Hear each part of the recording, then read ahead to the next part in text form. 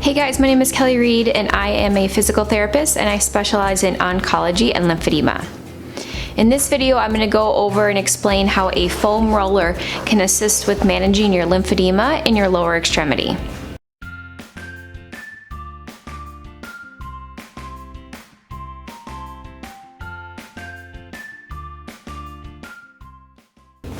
So what is foam rolling? Foam rolling is a self-myofascial release or tissue mobilization that can help break up muscle and tissue adhesions or fibrosis. Decreasing fibrosis and lymphedema can help soften the tissues, improve lymphatic flow, and reduce lymph volumes. By managing your fibrosis and your lymphedema, you can help avoid it from progressing to later stages of lymphedema and also help avoid infections.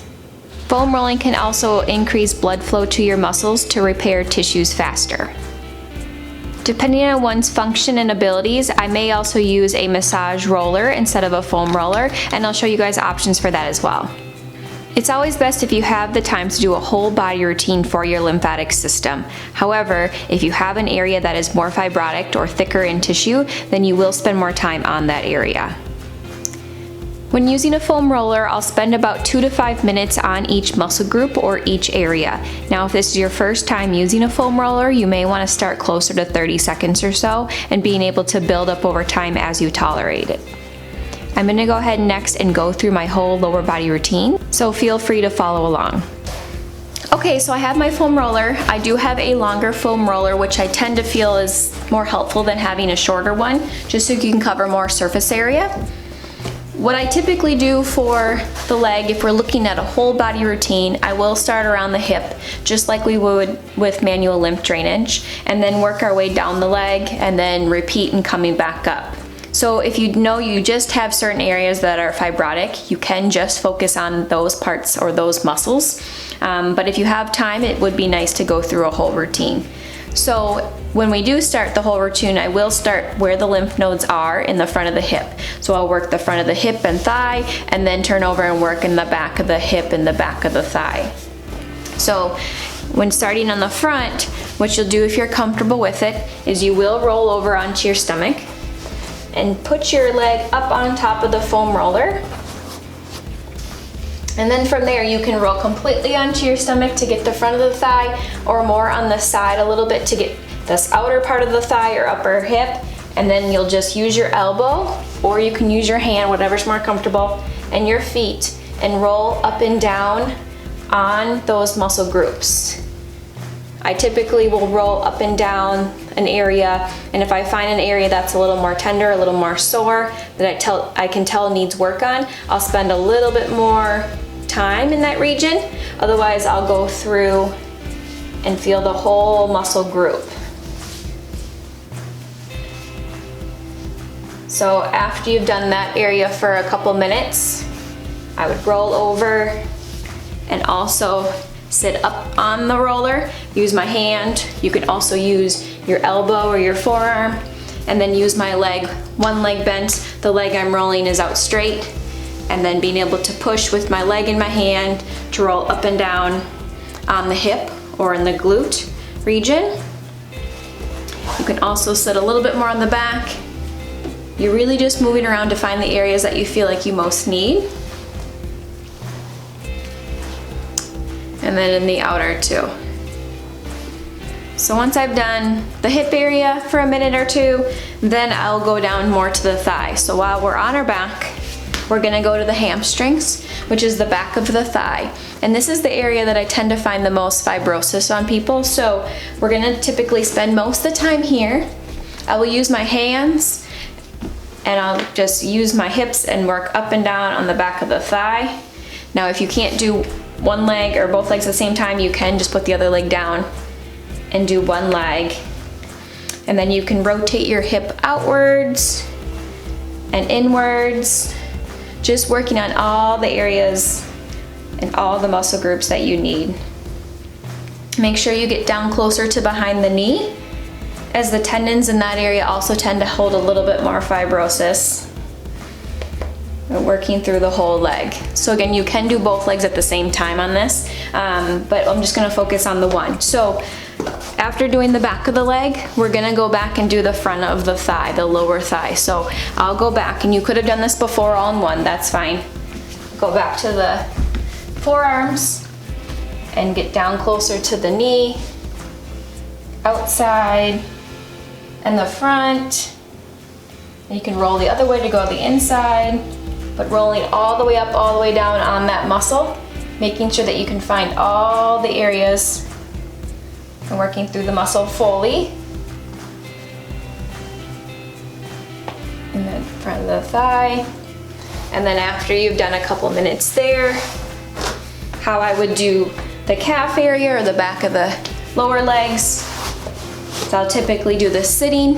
And now if you're strong enough, you can hold your hips up and roll up and down. But if that's hard on your wrists or just not able to hold up, you can just have your legs bent and use your knees.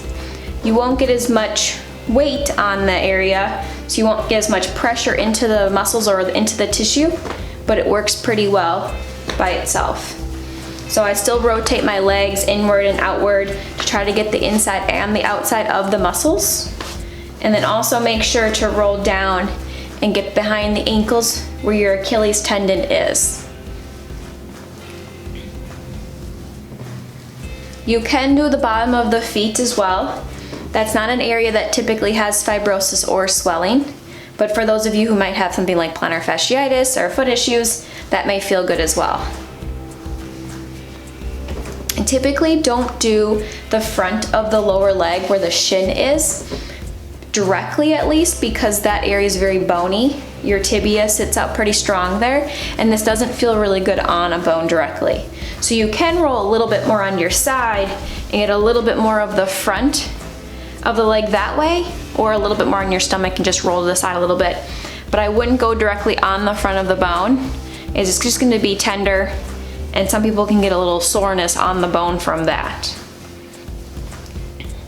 So we're gonna spend about 2 minutes on each area. If you have a really fibrotic area, you could spend a few more minutes on that specific spot, but working your way down, and you can, if you have time, work your way back up and go through the muscles from the bottom and then return to the hip area. You're also welcome to do the back and the sides, and those aren't areas that typically have a lot of fibrosis or a lot of lymphedema like the leg and the arm do, but it is an area that a lot of people have muscle soreness from for other reasons. So if a foam roller is not going to work for you, or going on the ground and rolling around isn't just going to work for you functionally, the other option to try is a massage roller. You can get these on Amazon, at Target, you'll find them around. You want to avoid the ones that have more of the spikes on them and try to find one more with a smooth piece. It's a lot more comfortable, less likely to cause any irritation. But when using the massage stick, I would use it the same way. You can do this sitting up in a chair, you can do it laying down, whatever works for you. But I would go through each muscle group like I just talked about and work through the tissue. Again, this might be an easy thing to have at your chair while you're watching TV, and just spend a few minutes on that fibrotic area and work it out each day. So when working out the leg, I would do the same thing. Work through the thigh or the upper hip area, spending a couple minutes on each area. The nice thing about the roller is that you can really control this a little bit easier than you can on the foam roller, but you don't get as much weight or support with your body weight. So you'll have to push pressure down to what you tolerate. If it's a little too intense, you just do really lightly. If you can tolerate a little bit more and work deeper into the tissues, you can put some pressure into this roller. So after working the front, you can also work the back. So again, a lot of people have the fibrosis back here, rolling through here. If you're laying, you could do it on your glute on the side, although it's a little bit tougher. And you can do the inner thigh with this. Just rolling up and down, and you find an area that's a little tender or a little tight, I would just work a little bit more into that region. And then behind the knee, and this might be a little more tender, so be more gentle where the tendons are. And then you can also do the side of the leg where the IT band is, especially for those of you who get tight with a lot of walking or running. So after you spend a couple minutes with this, same thing. Now the nice thing about the roller is that you can have a little more control to work around the bone in the front of the leg. So I'll finish with the calf here. kind of outside, middle, inside part of the calf. You can work down into the Achilles. Again, I would spend a little more time than I am right now. Just get the idea. And then again, so your bone you can feel it is right in the front. You don't want to go directly on the bone, that won't feel good, but you can go a little bit off to the side. You do have another bone on the outside if you push hard enough. So you gotta be just a little bit more gentle on the outside and on the inside as well. Again, you can do the bottom of the feet if that feels good. Doesn't tend to be an issue for fibrosis, but more just whole body care. So after you work your way down, you can work your way back up. But again, it just is a nice option to do it watching TV, spend a few minutes each day just working out any areas that had thickened or tightened up throughout the day. Again, if you use this more often, you're gonna help reduce the fibrosis, but also help with volume control for your lymphedema. So that's how I use a foam roller or massage roller.